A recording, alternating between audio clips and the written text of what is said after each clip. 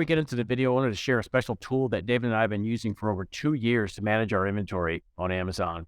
The tool is called SoStocked, and it is a very powerful tool. It's designed specifically for inventory management. If you're in a physical products business selling on Amazon, you need to be in stock, especially with the inventory restrictions lately. This tool is incredibly powerful. If you're having trouble with inventory management, this might be a tool to help you. SoStocked is partnered with Firing Demand, and they've offered our guests, our listeners, a 30-day free trial. So click the link in the video description to get 30-day free trial. On to the video.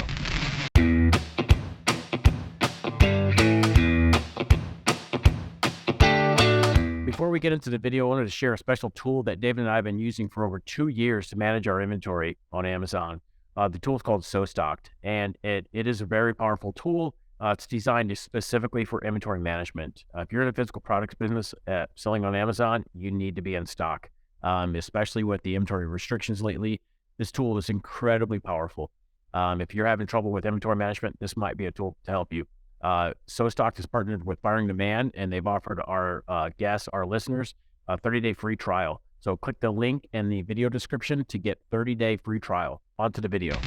Welcome, everyone, to the Firing Demand podcast. On today's episode, we have the pleasure to interview Steve Kilbert. Steve has over 20 years of online experience, and in the past 5 years has focused specifically on e-commerce. He knows his e-com business very well, and over a discussion at dinner one night, he grew his e-commerce business into a 7-figure company. We're very much looking forward to hearing his story and learning more about e-commerce. Welcome to the show, Steve. Thank you, David. I appreciate the opportunity to chat with you and Ken and your audience. Absolutely. So to start things off, can you please share with our listeners a little bit more about yourself and your background? Yeah, sure. So like a lot of us, we all have variations in our career. I'll say that. And I got into the internet space about 20 plus years ago, just over 20 years ago, and worked in different companies in the internet space. And after my last job separation, my parents were having some issues. So I needed some flexibility. And I started up doing some consulting and just helping some different businesses out through relationships, and enjoyed that, but just wasn't quite working for me. So then I evolved into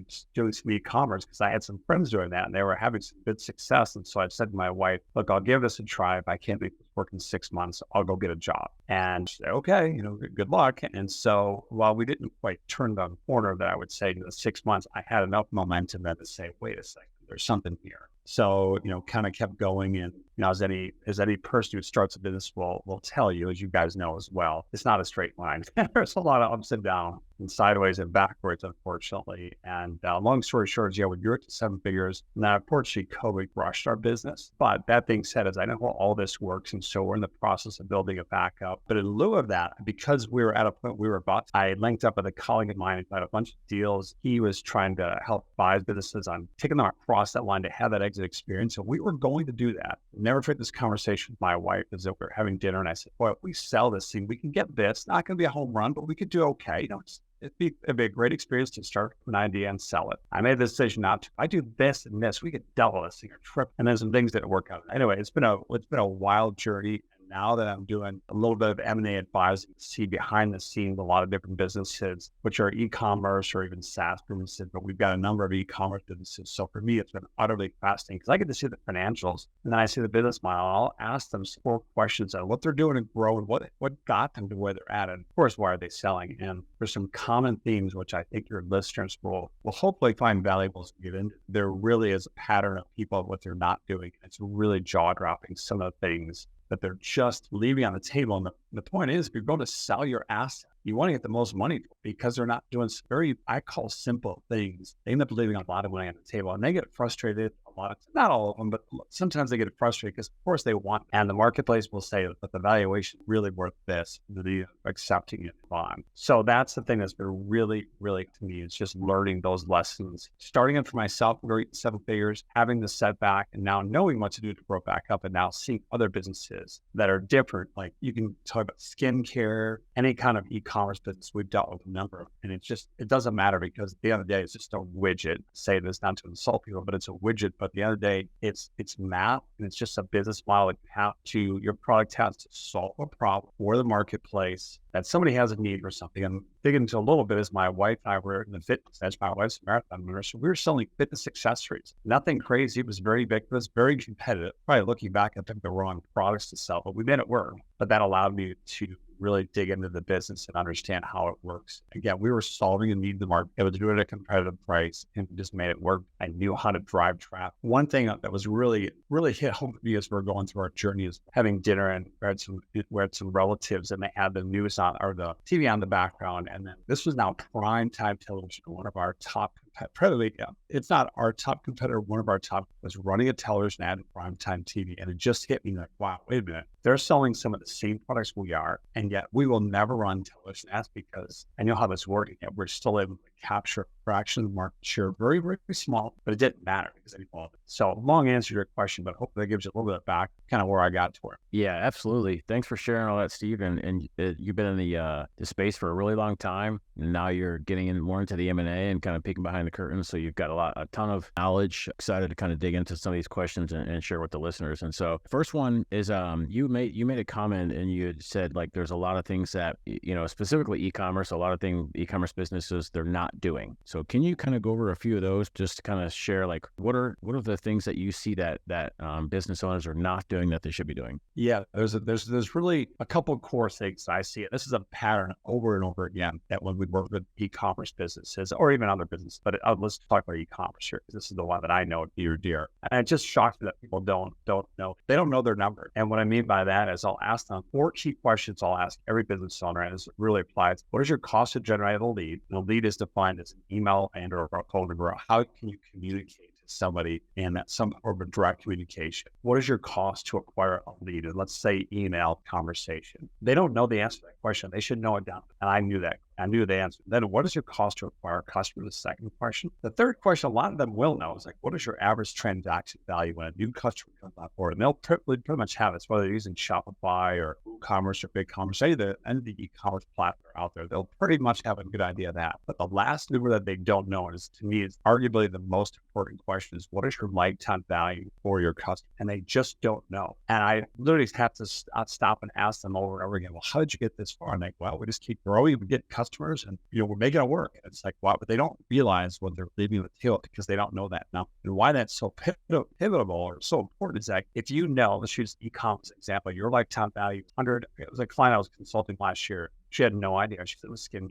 Her lifetime value for a customer is $750. She had no idea. And she also didn't know what it cost to acquire a lead or her cost to acquire a customer. She just happened to get it, and it just grew. And nothing against her. She was more of a specialist, not a marketer, not an e-com. And so I showed her that, okay, we can acquire customers. You could literally spend $500 to acquire a customer, even $600, and still make this work. But obviously, you don't want to spend that. You don't need to, don't have to in the online space, because there's plenty of ways to get traffic or acquire customers for way less. But it was one of those things, it took her a while to really grasp that. So I finally showed her like numbers together. Well, no, eventually she did. But again, then you run into working capital, all those types of things, which is another challenge you have in e-commerce. But that's one of the most, knowing your numbers, to get a little bit of a long answer. The next thing that I would say is equally as important, if not more of a foundational thing, is they don't know their avatar ideal customer profile. ICP is another acronym that's out there, and a very, very deep. And what I mean by our e-commerce business, we knew our ideal buyer was a 47-year-old female that lived outside of Houston, Texas, in a major, you could say major metropolitan area, but I knew it was Houston, Texas. They were married, college educated, worked in the medical field. I had to be more specific. She was a nurse, drove an SUV, had a child, and owned an iPhone. Now, how the heck did I know all this stuff? Well, I just looked at all the data, and I could actually keep going.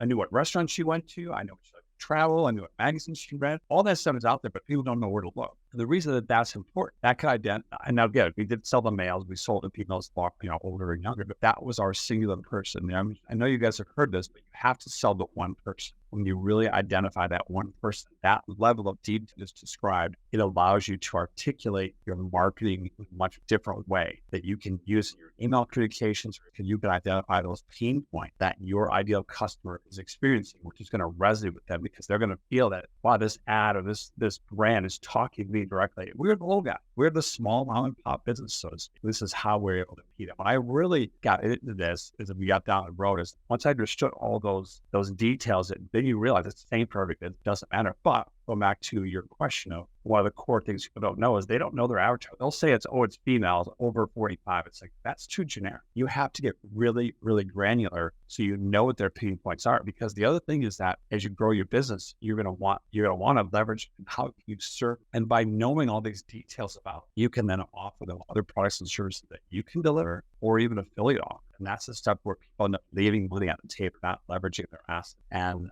maybe the third thing I will say is they don't email their list enough. I know I don't want to spam people. I don't want people to unsubscribe. It's like, but that's an asset of your business that you built up and you don't leverage. And it's mind numbing to me because it's literally money that's sitting right with people and they just choose not to do it. It's a lot of work to create the content. I get it. Avatar, like I just said, because all those, you can create all that content. And now with artificial intelligence, it's so easy. It is literally, hopefully that gives you enough of it for at least some detail. I could keep going, but I've got some quick follow-ups before I kick it over to David. And I guess for the listeners, if they don't know these numbers, lifetime value, cost of acquisition, where do you are those readily available? Do you have to calculate them on a spreadsheet? Where can they go and get these numbers? And then also avatar. How can someone figure out, like you went into minute detail on this where your avatar is eating dinner, like in which magazines they're reading, and so how do you filter that out? Yeah, no, there's two great questions, Ken. So let me answer the first one that number's right.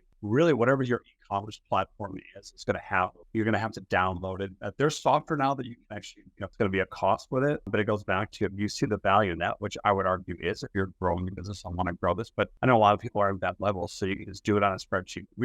I did everything on a spreadsheet. It was a little painful. I had a monster spreadsheet set up because there wasn't really software that's available in the marketplace today. Either I just was on, but this was, in the last few years, I've really now opened my eyes up to other things that are out there, but it was all in a spreadsheet. You can do this. It's not that hard. Again, just download all your customer data. And so an easy way to figure this out is just look at all of whatever your email platform is, even in Shopify, because people they're going to sign up. This is going to happen is that we've all done this. You add the card, you get distracted and so you need to email those people afterwards. We do that. And I'll say, well, how many emails do you send them people who abandoned cart? And that first question is a lot of people don't even do that. Fine, we can sell. But if they do, they'll say, I sent 1 or 2 emails. I'm like, well, you should send a few more because you'd be surprised after the 4th and 5th email that people will actually click that link and go and buy. And I knew this, but they don't email their list. And so, but if you're looking at whatever their CRM is, they should, even if it's Shopify or whatever it is, they're going to have a list of content. Download all that because you'll have a list of buyers and people who are not buyers,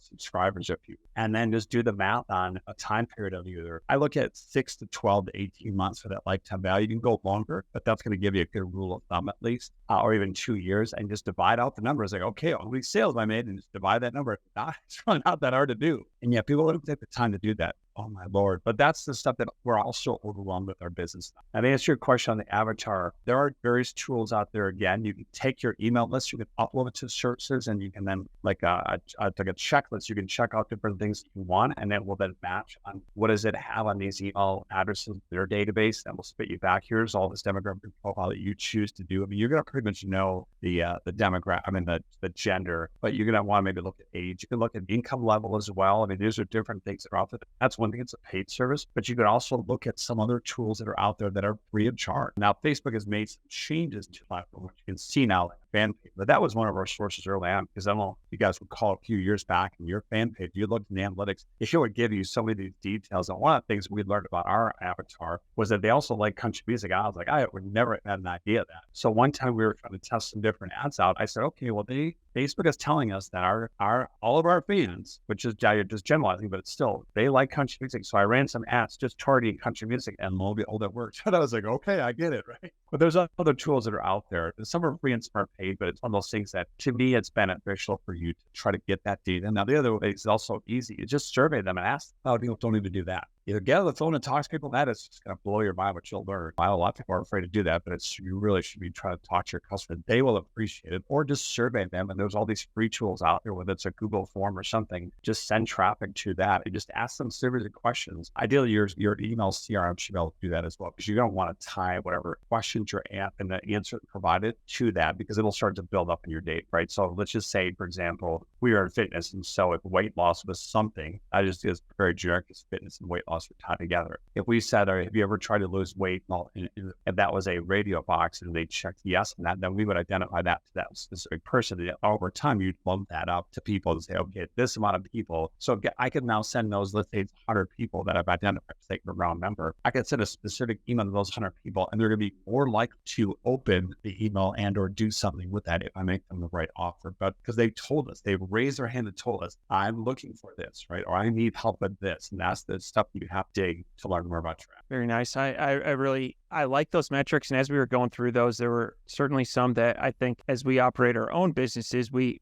have some room to sharpen our sword. You had mentioned the AI and how that is kind of changing things completely. And so it'll be fun to see those tools continue to develop and give us business owners more and more information. So now moving on, Steve, what would be advice you would give to somebody who is struggling with growth? Maybe they've had a business for a couple of years and have plateaued. Maybe they're just getting started and are trying to get those, some consistent sales. What advice would you give them? Well, going back to, let me answer the second part of your question first. If they're just getting started, here's one piece of advice that I tell a lot of people that ask me the question as we had our success is pick something you have somewhat of an interest. It doesn't have to be your passion in life, but you should have some interest, because here's what happens is I see this time and time again. People will come in and say, I can sell a bunch of money selling this widget. And I'm like, but do you like that widget? Let's just use fishing, for example. Nothing against fishing. A lot of fishermen out there, there's a lot of money in fishing. I'll tell you that. But if you're not an interested fisher, I can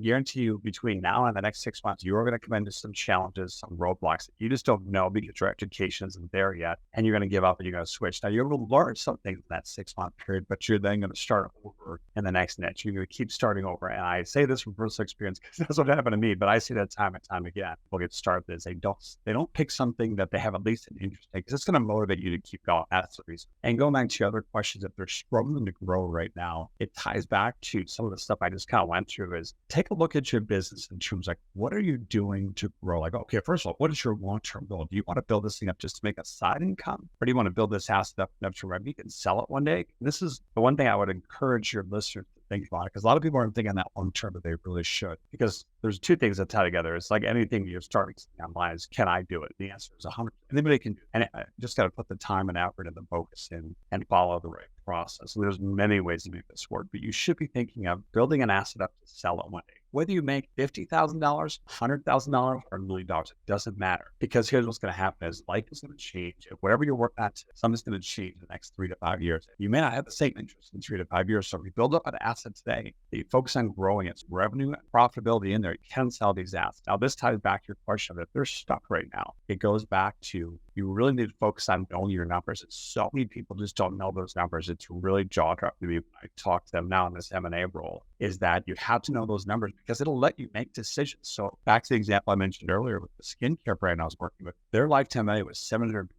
So knowing that, I was like, man, you need to get some working capital. I understand you have to buy product. And that's a challenge of e-commerce. It's a solvable issue. And you should be testing out different ad platforms, whether it's still Facebook or whatever. There's many, many platforms you to get traffic. Then you want to build up your list. You have to email your list, and you really not spamming them because you're building your relationship with them. But that goes back to what I said a minute ago with the avatar. If you know all those details about your avatar and what your products and services can solve for them, they're going to be more likely to open it. And it's just math. Now, there's a lot of balls in the air that you're juggling. That's how you grow a business. And it's simple. And I make it sound simple, and I know it's harder because there's a lot of moving parts. But those are the things that if you knew your numbers, like the example I got at 750. If I know that my business had a lifetime value of $750, I would be spending $1,000 a day to acquire as many customers as I could. Then having an end game. So once I get to a certain spot, I'm going to sell it and it's an asset. And then once you know how to do that, you can do it again. And that's the thing that people don't realize about. But a lot of people don't think that it's even possible. But trust me, there are so many buyers out there for e-commerce businesses. Even today with the market change. It's not like it was during COVID a couple of years ago. The valuations were literally, they they were off the charts. It was like monopoly money to some degree, but that's come back to reality. And, but it's still do. We've talked a lot about knowing your numbers, and curious if you have any rules of thumb as it relates to what you can source a product for versus what you can sell it for. And I think that's something that a lot of people getting started may get blindsided by. And so curious if there's any rules of thumb there. Yeah, I mean, and that's a great question. The rule of thumb is you really got to have, you have to, and this goes back to knowing your number, right? So if you're going to sell a widget, I'll give you a good example of our business. We were selling a product for $19.99, fitness accessory for $20. You could buy it on Amazon for cheaper, and you could sell our competitors. Not the reason that we had our stuff on Amazon, but I didn't want to play the Amazon game because of Amazon's customers. We didn't have stuff there, but it's a race to the bottom because I know roughly what's going to be for everybody because we're getting it. So there are a lot of unlinked tools. It depends what you're selling. So in e-commerce, a lot of businesses are unfortunately going to have to get their stuff from Asia. That's now a personal decision with how you want to do that. If you want to, that's fine. But there's plenty of websites out there that will let you source those products, whether it's Alibaba, AliExpress. There's a few other ones out there that you can get those from. But again, it's going to come down to numbers. So we knew for our business, we were selling for $19.99. And yeah, I knew on my average cart transaction going through was just under $40. So it's about $38.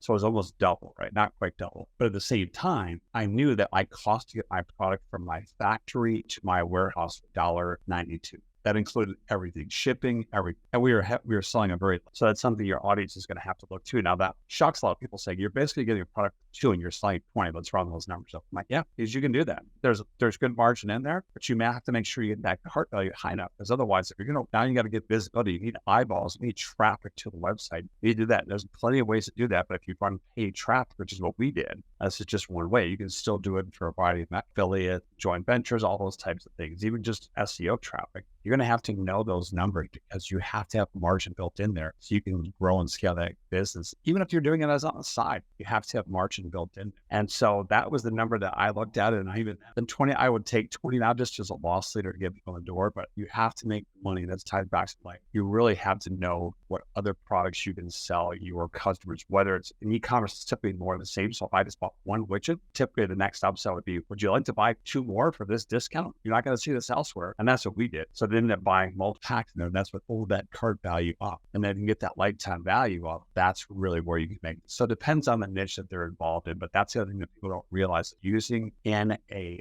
e-commerce and whatever platform you're using, there's tools out there that will let you do this. But you have to do upsells after your initial purchase. You can do upsells pre-purchase and upsells post-purchase. A lot of people I talk to are like, oh, that feels kind of scammy. I'm like, it works and it's money.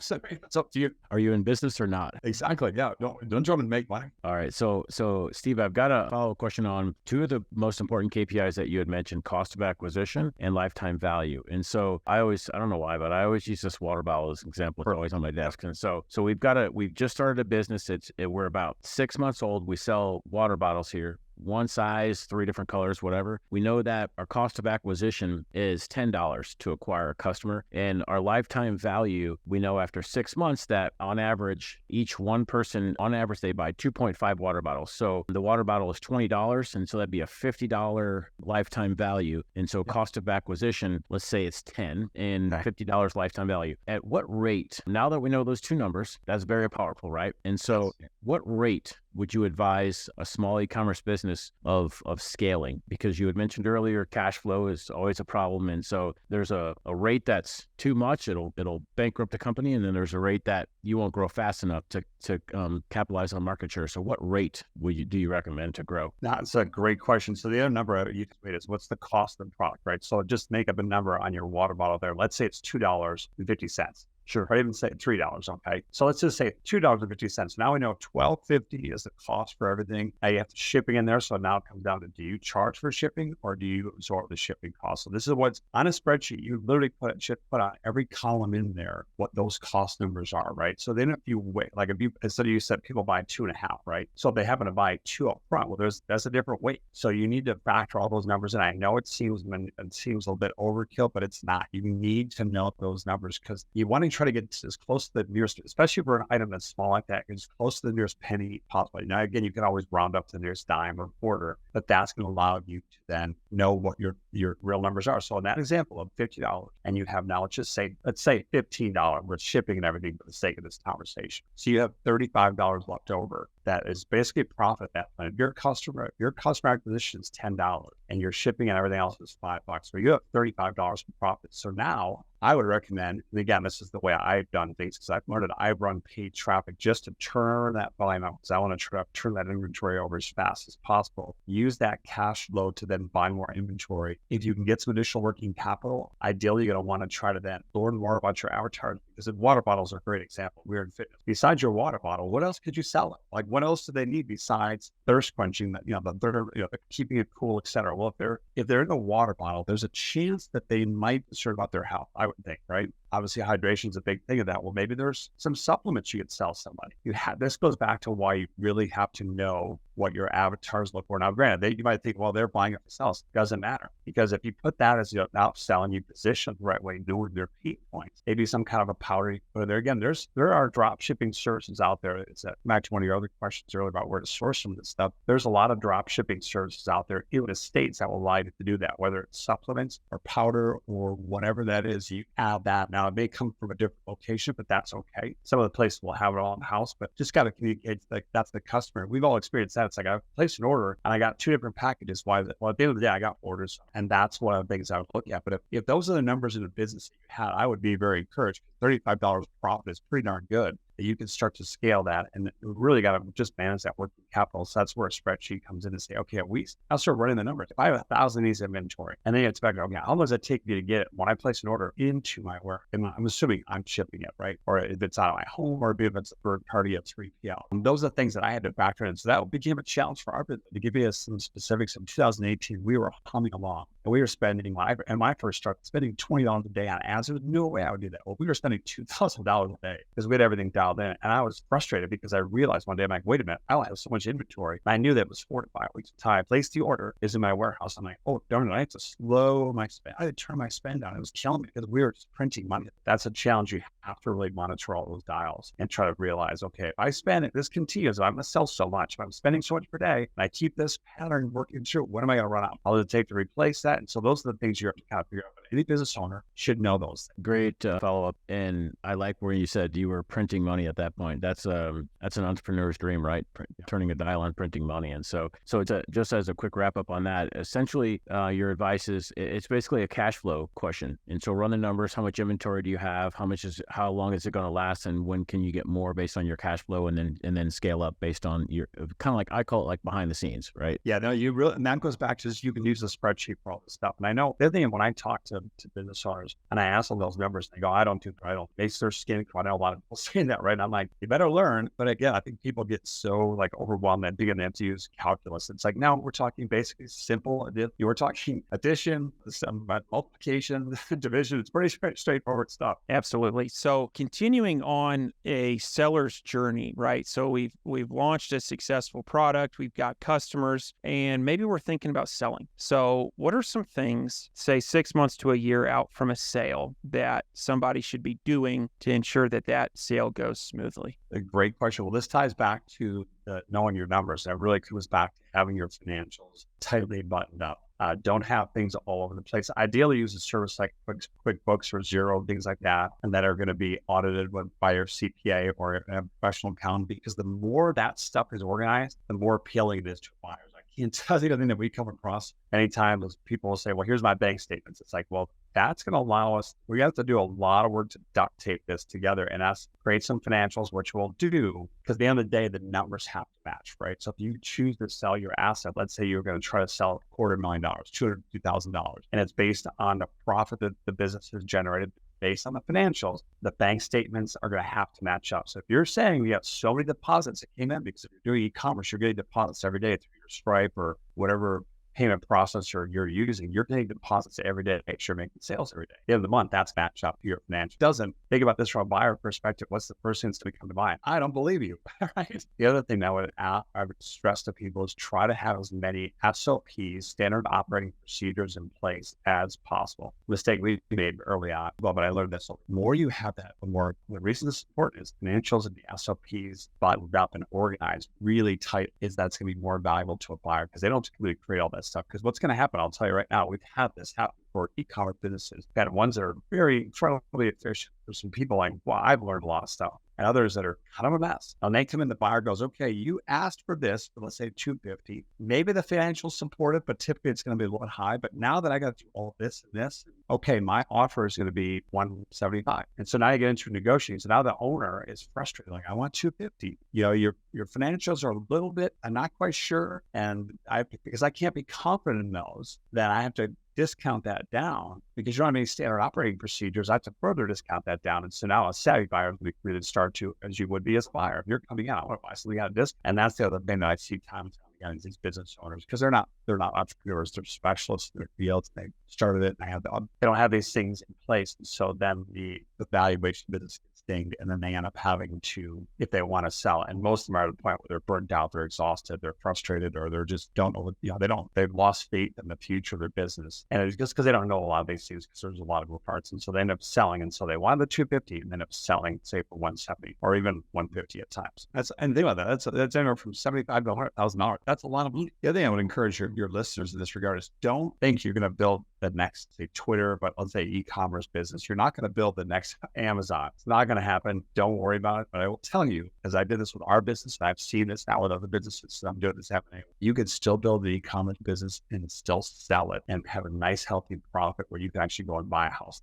I've experienced it. And once you know how to do that, once you've taken that business to that level, it is so liberating to know how all that works, because now you know how it works and you can choose then to go and do it again if you want, because there's enough businesses out there that are not running as efficiently as you would think. The stuff that I just described during the podcast here, and there's plenty out there. And a lot of these business owners are frustrated, they're burnt out. And a lot of things, they just don't know what they don't know. So I feel for them in many aspects. It's painful as well that they don't do some simple things. And one more point to the, getting to answer your questions. I said this earlier about emailing your listing, creating that relationship. The thing that I come across time and time again is I'll ask, okay, how big is your list? It's 10,000, 20,000. Like, great. Okay, we're an e-commerce business. This is something, I don't know if you guys are aware of this, but hopefully your listeners will take value in this. So whatever your list size is, even if it's 1,000, it doesn't matter. Your list size should be generating you $1 in revenue per month for your business. So do the math. And if you have a list of 10,000, that's $120,000 in revenue. If you're not generating that, then that tells me you don't know enough about your avatar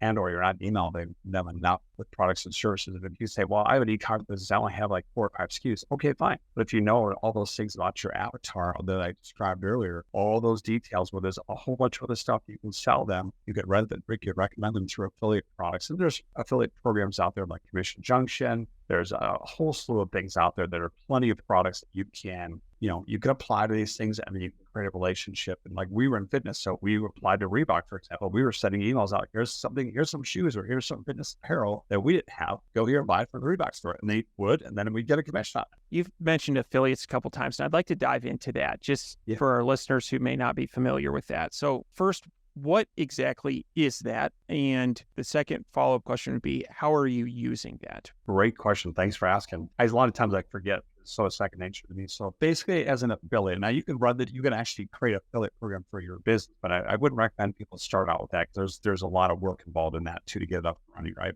Maybe down the road you can do that. Basically, a business will pay you a commission for however they define the end goal, which in the e-commerce space, it's typically a purchase. A lot of times they'll pay per lead, which means you send traffic from your list, your website, your funnel, whatever that is, and you send it to somebody else. If somebody takes action, they will pay you a commission for that. It's all performance based. So that advertiser, let's use Reebok as an example, because we would promote some of their stuff, because it was just the easy thing that we did. I applied to it, got it accepted, and like, okay, great, let's just do this every once. I would take our email list, and we would create some copy, and because we knew enough about our avatar, and then we would say, hey, if you'd like to get a discount on some of this other apparel, go here to the Reebok store. And by the way, those business owners will give you a discount code, 10%, 20% more. You could say, use this code when you go to check out. I've got a special deal with this big advertiser, but I'm going to give it to you, my customer. You can get a 20% discount if you go here and buy this, use this code. So now the email, they click, they go to that store, they get to the checkout, and they put the code in. That customer, which is my customer, but I'm now giving them away, will get a discount of 20% of an example. And yet now Reebok in that example has a new customer, or maybe a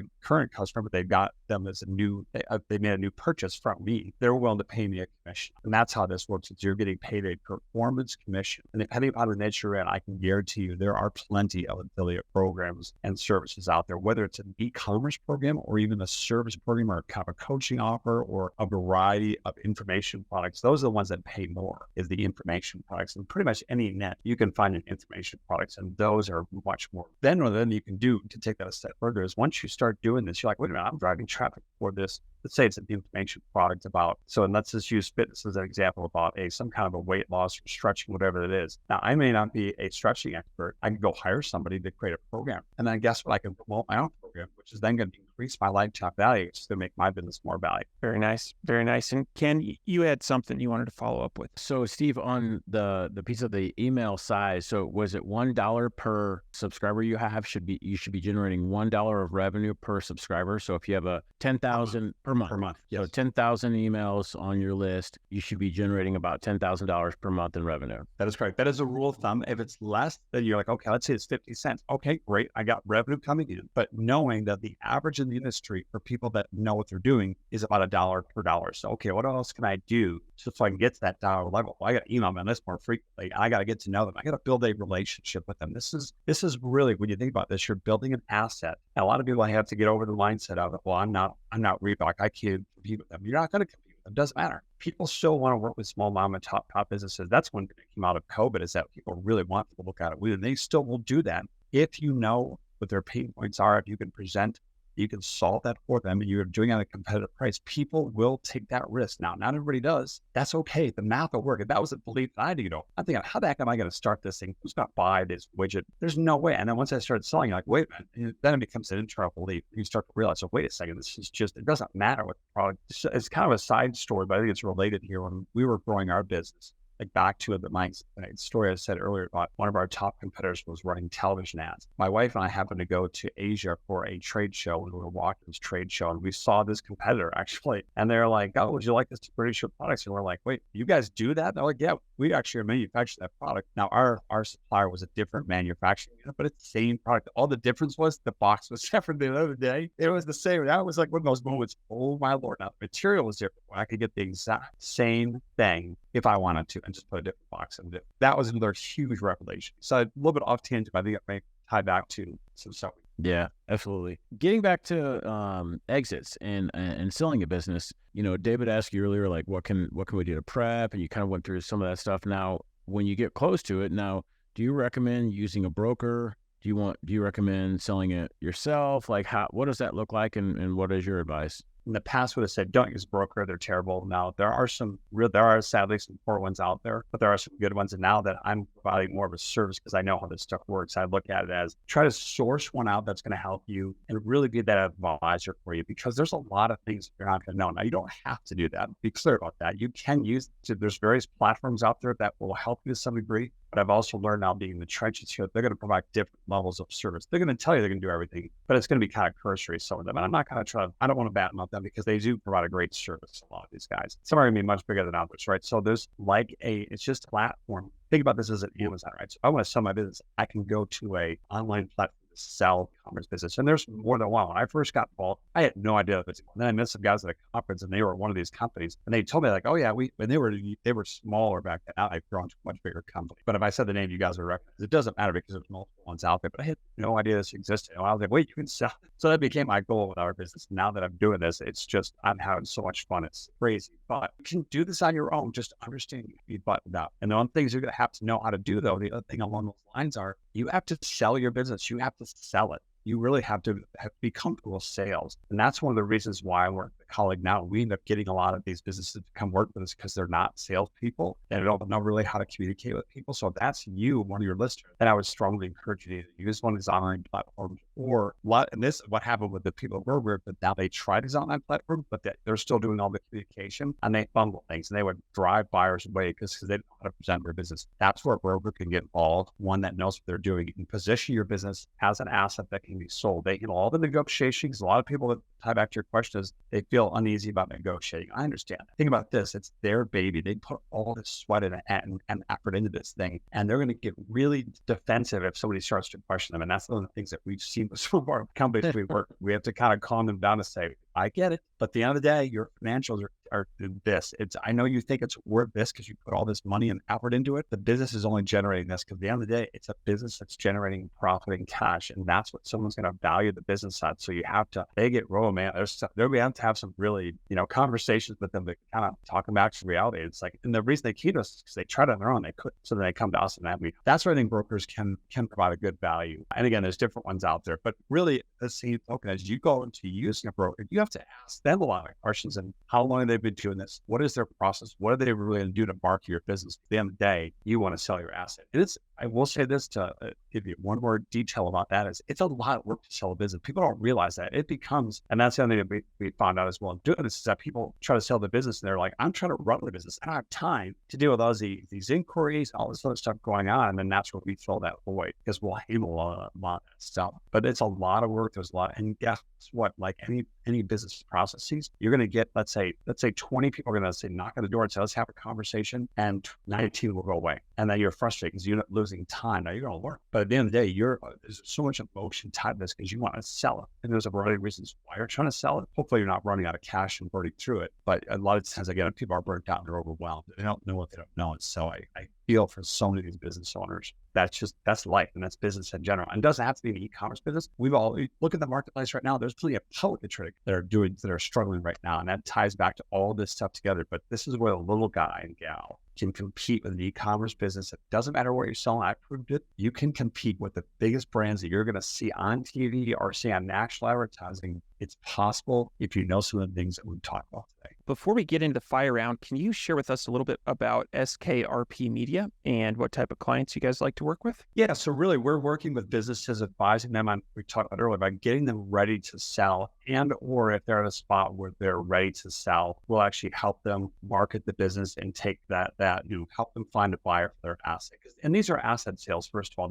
We focus on a niche that's sub 10 million for a couple of reasons. One, private equity typically doesn't go below $10 million. It's not worth their time because there's a lot of work to sell a business. At the same token, that's the niche we'll focus on. We'll deal with e-commerce or any online digital business. We only deal with digital businesses. So that's what we focus on. But the one thing I encourage people to it really should be come to us 6 months to a year out. If they're thinking, okay, I want to sell. A lot of people come to us when it's like they're so at that spot, they're so over, they try to sell it and they just want to move on because they don't know, they're having trouble rolling back to your question. And there's all these things that they don't know. And I went through, they don't know the numbers, all these things. And that's where they've kind of gotten to a spot where however they got there, to their credit's awesome, but they can't grow. And that's the stuff to see over and over and over again, because if they were growing, most people would want to continue on. And then eventually, that's the stuff that we'll focus on. Business owners that are sub 10 million, which is going to be most of your audience, and that either want to grow and scale to get ready to sell.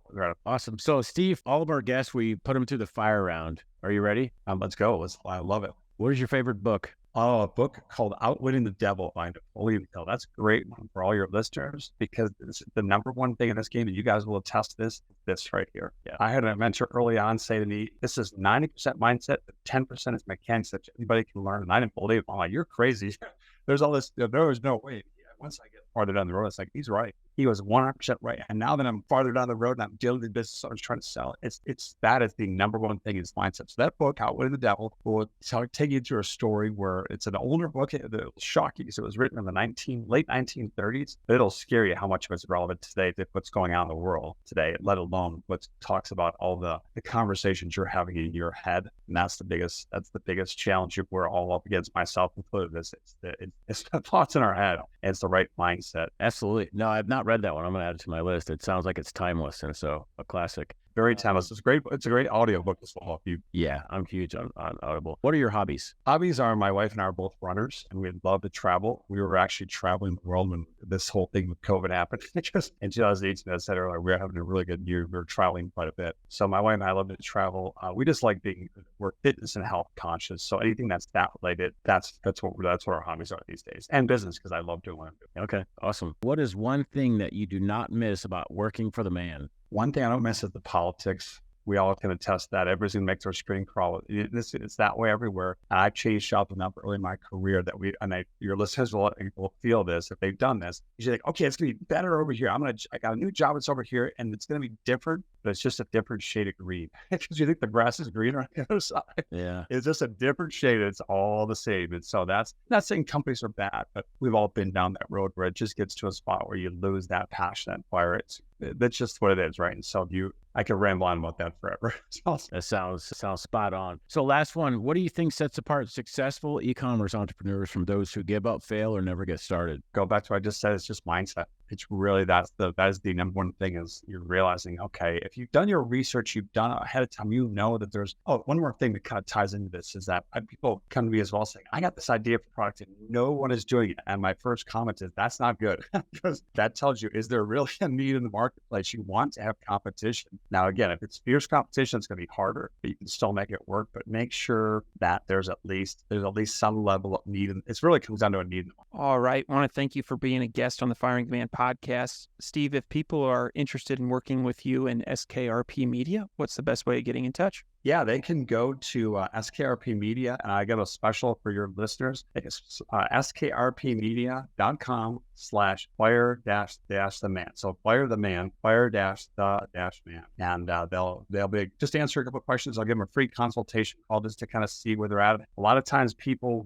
that I talk to in that kind of capacity, they're just stuck right now. And just for getting a fresh set of eyes from someone like myself, I'm farther down the road. I can pretty much spot where they're stuck right now. A lot of it's what I talked about today, but I can give them a different perspective and kind of dig into their business. Because I know when I was at that spot early on, hopefully your listeners will appreciate this. And I'm sure a lot of them are feeling this way right now. Is I would get that spot and I would say, if I could only have somebody that would just listen, if I could get one person to look behind my covers, because a lot of these coaching programs are like all group stuff. And I want to show them, but I'm in a group environment. I don't want to lift up the kimono and show them everything. So this is one of the reasons I'm doing this, is just to let people know it's in a secure environment. I'll sign NDAs if they're not. Don't really need to, because I can ask questions that are top level now that I can find out where they're stuck. And that's what, guys. So skrpmedia.com/fire-the-man. Awesome. And we'll post links to that in the show notes. Steve, I want to thank you for being a guest on the podcast and looking forward to staying in touch. Thanks, guys. I really appreciate the opportunity. Hopefully your listeners find some value. Thanks for watching this video. If you got some value out of this, would you please hit the like and subscribe button? This is a free way to support the show, and it really helps us build our audience.